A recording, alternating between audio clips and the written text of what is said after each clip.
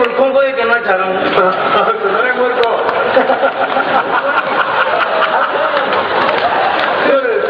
ये तो सही शर्ट करनी है। मैं तो उनकी बात कर। अच्छा, ये तो अच्छे करनी है। अच्छा, आज तो सब अच्छे कहीं बुलाए तुमने। मैं उन मूर्खों से कह रहा हूँ ये बेवकूफी की हरकतें करने में कोई फायदा नहीं। मैं उनको सही शर्ट राय देता हूँ कि ये अपना झंडा जो है ये उधर उधर गाड़ने की कोई जरूरत नहीं।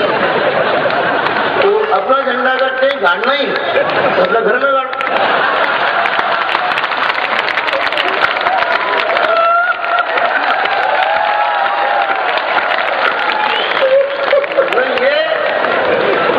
इधर उधर झंडे गाड़ने में बड़ा संकट बताओ, ये जानते इनके पास में है ही नहीं। इसलिए मैं इनसे कहता हूँ यहाँ कि इधर उधर झंडे गाड़ना बंद करो और ये अपना झंडा कहीं गाड़ना तो अपने घर में गाड़ो। और ये बात मैं हर कभी सम्मान में कहता हूँ, और ये बात केवल मात्र इसलिए कहता हूँ कि जिस दिन हमारा तिरंगा हमारे घर में पूरी शान के साथ बढ़ जाएगा उस दिन दुनिया की कोई ताकत हमारे तिरंगे की तरफ सही दिशा में तो प्रयास नहीं कर रहे। यहाँ गाड़ देंगे, वहाँ गाड़ देंगे। सही ढंग से काम करो तो काम सही होता है। इसलिए मैं बता रहा हूँ एक समाधान छोटा सा पंखे लिखे हो पढ़नी पड़ेगी। ना कोई जरूरी नहीं, अरे नहीं, कोई बात नहीं। नींव डॉक्टर साहब की इजाजत हो गई, मैं नींव भी पढ़ सकता हूँ और याद आ गई तो पढ़ भी सकता हूँ। तो यार टेंशन मारने की जरूरत नहीं। मैं बता रहा हूँ आपको एक जानकारी, बहुत खतरनाक जानकारी दे रहा हूँ। तो जानकारी नोट करना साहब आनंद के लिए। डॉक्टर साहब तो हमारे प्रोफेसर साहब, यहाँ 2-3 मास्टर भी बैठे हैं मंच पे। विद्वान बैठा। और ये बड़े शर्म का विषय, मास्टर है ये शर्म का विषय नहीं है मास्टर। वो गलत फिल्म में आ जाते हैं यार, बोले ये मास्टर है, ये शर्म का विषय। ये शर्म का विषय नहीं है। शर्म का विषय में है जो मैं बता रहा हूँ, ये इतना ठीक, ये शिक्षा का काम करते हैं। अच्छा, सिर्फ शर्म का विषय ये है कि हिंदुस्तान वो देश जिसने दुनिया को शिक्षा दी। एक समय वो था जिस समय दुनिया के तमाम देशों के लोग हिंदुस्तान में आकर के यहाँ शिक्षा ग्रहण करके जाया करते थे। वाह, आज इस देश की शिक्षा की दुर्गति हो गई। यहाँ के बच्चे दुनिया भर के दूसरे देशों में पढ़ने के लिए जा रहे हैं, हमारे के जूते खा रहे हैं। बिल्कुल सही कहा गांधी, बहुत अच्छी। ये दुर्दशा है हमारे देश की शिक्षा की उम्र में साहब। और हमारे देश की सरकार को हमारे देश में क्या करना पड़ रहा है? सर्व शिक्षा अभियान, साक्षरता अभियान, ये चलाने पड़ रहे हैं हमारे देश के अंदर।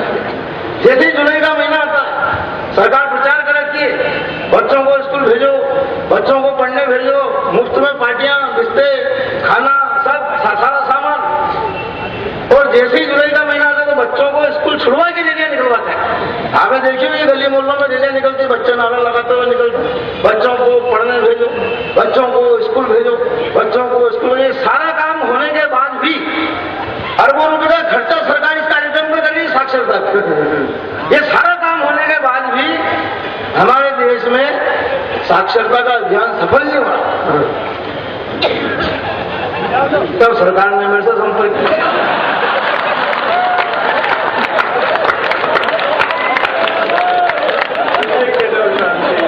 बोले यार दुकान साहब ये सारा काम कर रहे हैं, अरबों रुपए खर्च कर रहे हैं, इसके बाद भी ये साक्षरता का अभियान सफल नहीं हो रहा। तो मैंने कहा इसका कारण खोजो, क्यों नहीं हो रहा? मैंने कारण खोजा, सब जानकारी खोजी और बड़ी पंक्ति में जो समाधान दिया वो आप तक पहुंचाने की कोशिश करता हूँ कि हिंदुस्तान के लोग गजब कर गए, भूख से मर गए। हिंदुस्तान के लोग गजब कर गए, भूख से मर गए। मैंने कहा बेवकूफों, थोड़ी तो शर्म करते, मरना ही था तो पूरी शान से मरते, किसी भ्रष्ट नेता की हत्या करके आत्मसमर्पण कर देते और अपना आप को जेल के अंदर भर देते तो पूरे देश में तुम्हारा सम्मान और तुम्हारा नाम हो जाता और तुम्हारे 2 वक्त की रोटी का आराम से इंतजाम हो जाता।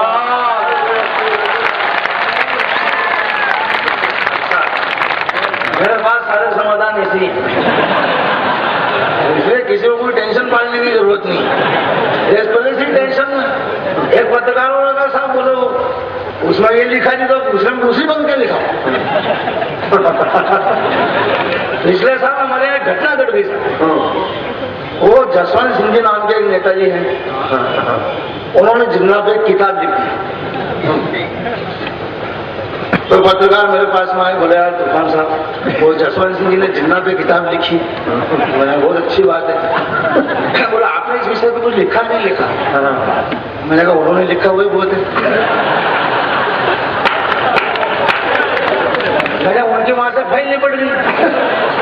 अब तुम मेरे से लिखोगे क्या चाह रहा? मेरी यहाँ से फाइल निपटवाया। वो मैंने यहाँ 2-4 फाइल बनते तो लिखो। मैंने कहा जसवंत सिंह जी को तो मैंने लिखूंगा, मैं लिखूंगा तो उस बात पे लिखूंगा जो उन्होंने कही। तो साहब लिखो तो मैं 4 क्या लिखे मैंने उनको बताया कि बिना बोतल का जिन्न है जिन्ना, बिना बोतल का जिन्न है जिन्ना, अडवाणी और जसवंत को कराना है ताकि निराजन झंडा। खबर में रहा है, वहां भी खबर से नहीं पड़ा है। खबर में रहा है, वहां भी खबर से नहीं पड़ा है। लगता है अपने तोड़ फोड़ के रिकॉर्ड में एक नया रिकॉर्ड और जोड़ेगा। भारत में तो कबीला तोड़ दिया, अब क्या भाजपा को तोड़ा?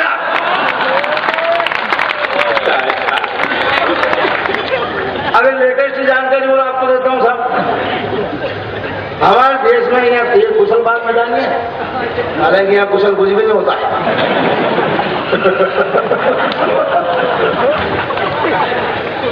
पिछले साल भी लोग आए थे यहाँ, घर तक नहीं पहुंच पाए। अरे मैं तो आया था, आने से पहले कह दिया लोगों ने, बोला देखा ज्यादा जोर मत लगाना, मेरे को वापिस आना भी है। मैं कोई बात नहीं, मैं आऊंगा तो भी मजे से आऊंगा और नहीं आऊंगा तो ज्यादा मजे से आऊंगा, टेंशन पाल नहीं। हाँ मैं कह रहा था अभी वो जानकारी कह रहा था, मैं कुशल बाग मैदान में खड़े होकर के आप सबसे निवेदन करना चाहता हूँ कि अगर आपने इस देश के राजनेताओं के भरोसे पे इस देश के कायाकल्प का कोई सपना अपने मन में संजो रखा हो तो आज ही त्याग कर देना। क्यों कर देना? कोई संभावना नहीं है। तो संभावना इसलिए नहीं है कि हमारे देश के नेताओं में ये एक से बढ़ के एक अकल के नमूने, चाहे वो किसी भी पार्टी के, एक से बढ़ के सब अकल के नमूने, इनकी अकल का नमूना आपके बीच में रखता हूँ। हमारे देश के नेताओं में कितनी अकल है, चाहे वो किसी भी पार्टी के हो, इनकी जानकारी देखना कि समझदार कितने हैं। हमारे देश में जब जब भी चुनाव होते हैं, एक गठबंधन चुनाव जीतता है, दूसरा हारता है। जीतने वाला गठबंधन क्या करता है? चुनाव जीत के सरकार बनाता है। और हारने वाला गठबंधन क्या करता है? हम चुनाव क्यों हारे हैं, हार के कारणों का पता लगाएंगे। पार्टी के सारे नेता लोग बैठते हैं, कार्य समिति की बैठक होती है, चिंतन शिविर का आयोजन होता है, मारो मार कुत्ता खरीदी बचती, तब भी उनको पता नहीं लगता है कि वो चुनाव क्यों हुआ। अरे अकल के नमूने देखना, तब मैं उनसे संपर्क करता हूँ। समझदार आदमी, जानकारी देखना, अभी अकल के नमूने, इनके अकल का नमूना तब मैं उनसे संपर्क करता हूँ और मैं उनसे कहता हूँ कि आप चुनाव क्यों हारे, मैं बताऊं, मेरे पास तो जानकारी है। बोले साहब बताओ, तो मैंने उनसे कहा जानकारी देखना, हमारे देश के नेताओं में कितनी अकल है। तब मैंने उनसे कहा कि आप चुनाव इसलिए हारे, लोगों ने आपको वोट नहीं दिया।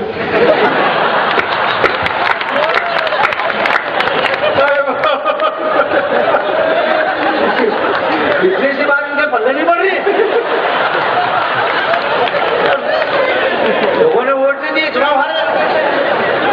क्यों हारे, क्यों हारे? ये अगर हमारे देश के नेताओं में बची, अब अपन इनसे क्या उम्मीद करेंगे? देश का कोई कायाकल्प कर देंगे अगर समझ से बाहर है। और मैं तो बताऊं, हमारे देश के नेताओं की हालत इतनी खराब है। एक बार तो नेताजी मेरे पास में आए, बोले यार तूफान साहब आजकल बहुत टेंशन में हूं। मैंने कहा काई की टेंशन है? बोले यार मेरी फैक्ट्री में आग लग गई। मैंने कहा फैक्ट्री में करते क्या थे? तो बोले आग बुझाने की मशीनें बनाते थे। ये हालत हमारे देश की होगी सर, अपन क्या कल्पना करें? एक बार मेरे पास तो लोग आ जाते हैं, लोग पूछ लेते हैं, बोले यार तूफान साहब आप ये बताओ, हमारे देश के वर्तमान प्रधानमंत्री में ये बात इसलिए कह रहा हूँ भाई साहब, कविता करने के लिए ज्यादा लंबी चौड़ी बात नहीं करनी पड़ती, वरना मैं ज्यादा लंबी चौड़ी बात करता हूँ।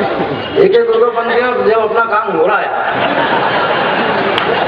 तो अपन 1 घंटे की रामायण काय को बाँचे, 1 घंटे में 60 बातें करेंगे अपन।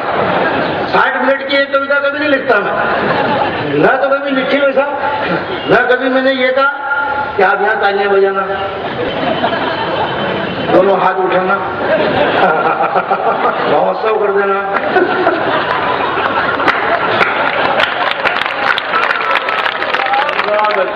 अपना माल बढ़िया है तो अपने आप उठाएंगे जो उठाना होगा।